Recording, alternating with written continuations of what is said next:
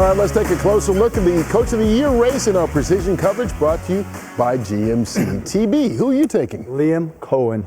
Jacksonville. Jacksonville coach. I think what he's done is just simply amazing down there with that young quarterback. The fact that go back to Tampa Bay when he was coordinator there and what he did up there with Baker Mayfield, who threw 43 touchdown passes when him there. Then now this year down to 23. Then you look at the guy he has now. I tell you, the job he has done in Jacksonville is just short of fantastic. Michael. Yeah, he's done a nice job, but no one's done a better job, in my opinion, than Ben Johnson. I mean, they're in Chicago from worst to first. And when you bring in a head coach, it's usually like, okay, let's change the offensive culture, the defensive culture, this or that. He's changed everything. Literally everything. And if you want to see the impact that he has on the team, look at the team that he left. Look at the Detroit Lions. They're nowhere near what they were.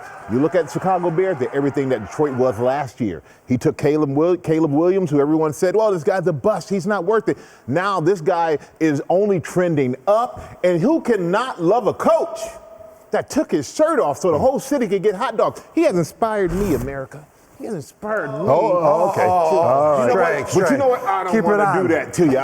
Because you don't want to inspire me to take mine off either, okay. All right? Well, if we're going to take our jackets off, I know I'm keeping mine on. That's all I'm saying right here. Gronk, who are you taking? I mean, both of those coaches have been great, but I think it goes to Kyle Shanahan, especially if he wins his division, which is the hardest division in football. He has dealt with more injuries than any other team this year. His two-star players on the defensive side of the ball went down in Bosa and Fred Warner, and they figured it out. They're not great on defense, but they figured it out. And also on the offensive side of the ball, he has won 5 games with his backup quarterback, Mac Jones. Mac Jones is the backup quarterback. George Kittle was out for a little bit as well, one of the best tight ends in the NFL. It just shows the brilliant football mind that Coach Kyle Shanahan has. And if he gets the #1 seed and wins that division, he 100% deserves Coach of the Year. I have a decent argument. All right. I'm going to say, I'll take it. I'll take decent. I'm going to say Mike Vrabel, for an organization that was in a bit of a free fall, I think to maximize the talent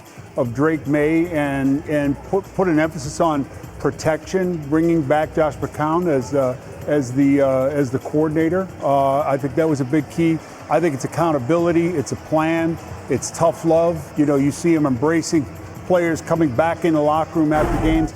Yeah, it's the weakest schedule in the league, but, you know, you got to win football games in the league, and they've done that at a real record pace. So, seriously, who do you think's going to win it? They all have one. That's what this whole discussion was about. I know, but okay. He gets the #1 seed. Yeah, I think it's interesting. The 2 #1 seeds right now, Seattle and Denver. You didn't choose either of their head coaches. You could vote for both those guys as well.